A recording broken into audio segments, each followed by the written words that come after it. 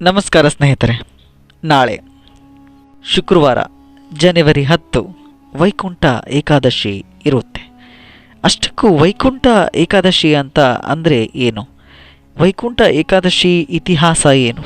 ವೈಕುಂಠ ಏಕಾದಶಿ ದಿನದಂದು ಯಾರಾದರೂ ಮರಣ ಹೊಂದಿದರೆ ಅವರು ಸ್ವರ್ಗಕ್ಕೆ ಸೇರ್ತಾರೆ. ಅವರಿಗೆ ಯಾವುದೇ ಯಮಲೋಕ ಹಾಗೂ ಸಾವಿನ ಲೋಕ ಇರೋದಿಲ್ಲ ಅಂತ ಹೇಳ್ತಾರೆ. ಅಷ್ಟಕ್ಕೂ ಇದರ ತಾತ್ಪರ್ಯ ಹಾಗೂ ಇತಿಹಾಸ ಏನು ಅಂತ ನಾನು ತಡ ಮಾಡದೆ ಈ ವಿಡಿಯೋದಲ್ಲಿ ನಾನು ನಿಮಗೆ ತಿಳಿಸ್ಕೊಡ್ತೇನೆ. ನನ್ನ ಚಾನಲ್ ಇಷ್ಟ ಆದಲ್ಲಿ ಶೇರ್ ಮಾಡಿ, ಲೈಕ್ ಮಾಡಿ ಹಾಗೂ ಸಬ್ಸ್ಕ್ರೈಬನ್ನು ಮಾಡಿ. ಹಲವಾರು ಕಥೆಗಳು ಹಾಗೂ ಹಲವಾರು ಇತಿಹಾಸದ ಪೌರಾಣಿಕ ಕಥೆಗಳು ಇದಕ್ಕೆ ಸಾಕ್ಷಿಯಾಗ್ತವೆ. ಅದರಲ್ಲಿ ಕೆಲವನ್ನು ನಾನು ನಿಮಗೆ ತಿಳಿಸ್ತೇನೆ. ನಂದಗೋಪ ಕೃಷ್ಣನ ತಂದೆ ಯಮುನಾ ನದಿಗೆ ಏಕಾದಶಿ ನಂತರ ದ್ವಾದಶಿ ಇನ್ನೇನು ಆಹ್ವಾನ ಆಗೋದಿರುತ್ತೆ, ಸ್ನಾನಕ್ಕೆ ಹೋಗಿರ್ತಾರೆ. ಆಗ ವರುಣದೇವನ ಸೇವಕರಾದ ರಾಕ್ಷಸರು ನಂದಗೋಪರನ್ನು ತಡೆಗಟ್ಟಿ ನಿಲ್ಲಿಸ್ತಾರೆ. ಕಾರಣ ಅವರದ ಸಂಚಾರದ ಸಮಯ ಆಗಿರುತ್ತೆ. ಅಂದರೆ ವರುಣದೇವ ಸೇವಕರ ರಾಕ್ಷಸರ ಸಂಚಾರದ ಸಮಯ ಆಗಿರುತ್ತೆ. ನಂದಗೋಪರನ್ನು ಕರೆದುಕೊಂಡು ಹೋಗ್ತಾರೆ. ವರುಣದೇವನ ಹತ್ರ ಕರೆದುಕೊಂಡು ಹೋಗಿ ಕೂಡಿ ಹಾಕ್ತಾರೆ.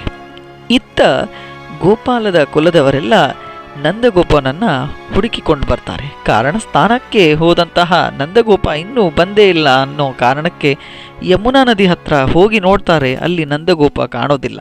ನಂತರ ಕೃಷ್ಣ ಹಾಗೂ ಬಲರಾಮರಿಗೆ ಈ ವಿಷಯವನ್ನು ತಿಳಿಸ್ತಾರೆ. ಆಗ ಕೃಷ್ಣನಿಗೆ ತನ್ನ ತಂದೆ ಎಲ್ಲಿ ಇರುವುದು ಅಂತ ತಿಳಿಯೋದು ಅಷ್ಟು ಕಷ್ಟಕರವಾಗಿರಲಿಲ್ಲ, ತುಂಬ ಸರಳವಾಗಿತ್ತು.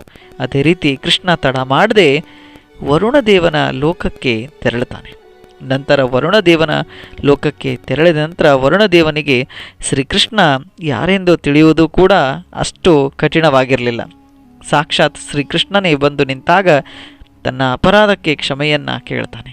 ನಂತರ ಕೃಷ್ಣನ ಜೊತೆ ತನ್ನ ತಂದೆ ನಂದಗೋಪನನ್ನು ಬಿಟ್ಟು ಕಳುಹಿಸಿ ಭವ್ಯ ಸ್ವಾಗತದೊಂದಿಗೆ ಕೃಷ್ಣನನ್ನು ಬೀಳ್ಕೊಡ್ತಾನೆ. ನಂತರ ಕೃಷ್ಣ ಹಾಗೂ ನಂದಗೋಪ ಗೋಕುಲಕ್ಕೆ ಮರಳಿ ಬರ್ತಾರೆ.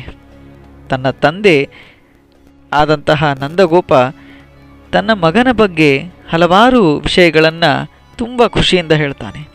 ಅಲ್ಲಿ ವರುಣದೇವನ ಲೋಕದಲ್ಲಿ ತನ್ನ ಮಗನಿಗೆ ಸಿಕ್ಕಂತಹ ಭವ್ಯ ಸ್ವಾಗತ ಹಾಗೂ ಬೀಳ್ಕೊಡುಗೋ ಕಾರ್ಯಕ್ರಮ ಎಷ್ಟು ಚೆನ್ನಾಗಿತ್ತು ಹಾಗೂ ಎಷ್ಟು ವೈಭವವಾಗಿತ್ತು ಅಂತ ಹೇಳಬೇಕಾದ್ರೆ ಇತ್ತ ಗೋಕುಲದಲ್ಲಿದ್ದಂತಹ ಎಲ್ಲರೂ ಅದನ್ನು ಕೇಳ್ತಾ ಇದ್ದರು.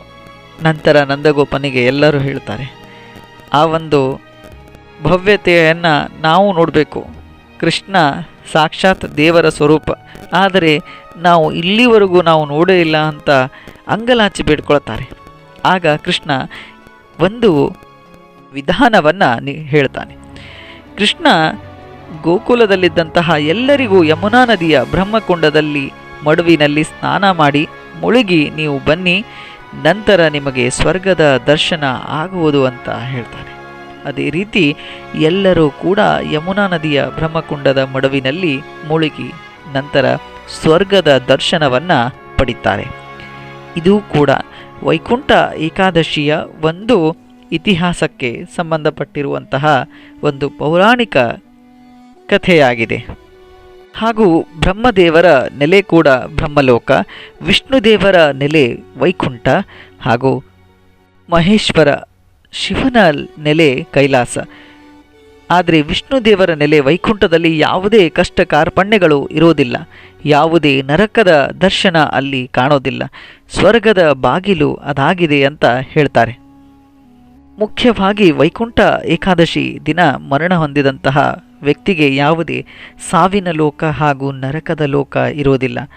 ಪುಣ್ಯದ ಸಾವಾಗಿರೋದರಿಂದ ವೈಕುಂಠದ ದರ್ಶನ ಅಂದರೆ ವೈಕುಂಠದ ಬಾಗಿಲಿನ ಸದಾ ವೈಕುಂಠ ಏಕಾದಶಿ ದಿನದಂದು ತೆಗೆದೇ ಇರುತ್ತೆ. ವೈಕುಂಠಕ್ಕೆ ತೆರಳುತ್ತಾರೆ ಅಂದರೆ ಸ್ವರ್ಗಕ್ಕೆ ತೆರಳುತ್ತಾರೆ ಅನ್ನೋ ಒಂದು ಬಲವಾದ ನಂಬಿಕೆ ಕೂಡ ಈ ಒಂದು ವೈಕುಂಠ ಏಕಾದಶಿಯಲ್ಲಿ ಇದೆ. ಇನ್ನೊಂದು ಪುಟ್ಟ ಕಥೆ ಪ್ರಕಾರ ವೈಖಾಸ ಎಂಬ ರಾಜರ್ಷಿ ಇರ್ತಾರೆ. ಅವರ ತಂದೆ ಮರಣ ಹೊಂದಿ ಅವರಿಗೆ ಮೋಕ್ಷ ಸಿಗದೆ ನರಕದಲ್ಲಿ ಇರ್ತಾರೆ. ಇದನ್ನು ತಿಳಿದಂತಹ ಹಲವಾರು ಜ್ಞಾನಿಗಳು ಅವರಿಗೆ ಹೇಳ್ತಾರೆ, ಯಾವ ದಾನದಿಂದಲೂ ಕೂಡ ನಿನ್ನ ತಂದೆಗೆ ಒಳ್ಳೆಯದಾಗೋದಿಲ್ಲ.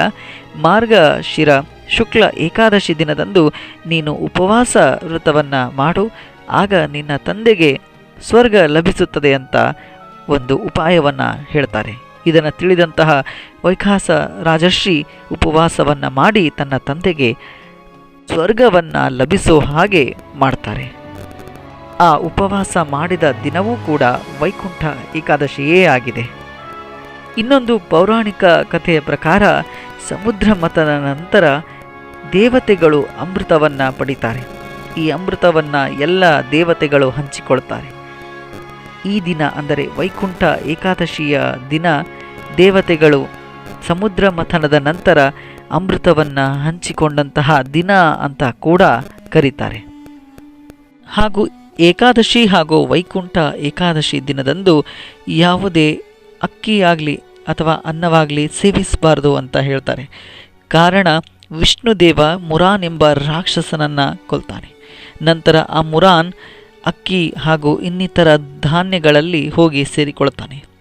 ಆದ ಕಾರಣ ಏಕಾದಶಿ ಅಥವಾ ವೈಕುಂಠ ಏಕಾದಶಿ ದಿನದಂದು ಅಂತಹ ಪದಾರ್ಥಗಳನ್ನು ಸೇವಿಸಬಾರದು ಅಂತಹ ಪೌರಾಣಿಕ ಕಥೆಗಳು ಕೂಡ ಹೇಳ್ತವೆ. ಹಾಗೂ ಒಂದು ವೈಕುಂಠ ಏಕಾದಶಿ ಪಾಲಿಸುವುದು ಒಂದಾದರೆ 23 ಏಕಾದಶಿಗಳು ಪಾಲಿಸುವುದಕ್ಕೆ ಸಮವಾಗಿರುತ್ತೆ ವೈಕುಂಠ ಏಕಾದಶಿ ಅಂತ ಕೂಡ ಹೇಳಲಾಗುತ್ತೆ.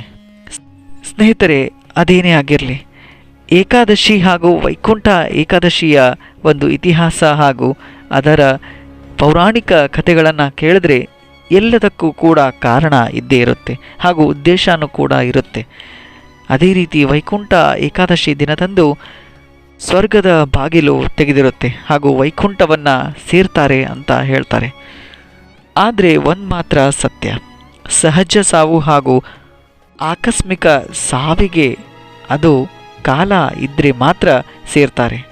ವೈಕುಂಠದ ಬಾಗಿಲು ತೆಗೆದಿರುತ್ತೆ ಅಥವಾ ಸ್ವರ್ಗಕ್ಕೆ ನಾವು ಸೇರ್ಬೋದು ಅಂತ ಕೆಲವರು ಭ್ರಮೆಯಲ್ಲಿ ಮರಣ ಹೊಂದುವ ಉದಾಹರಣೆಗಳನ್ನು ನಾವು ನೋಡ್ತೇವೆ.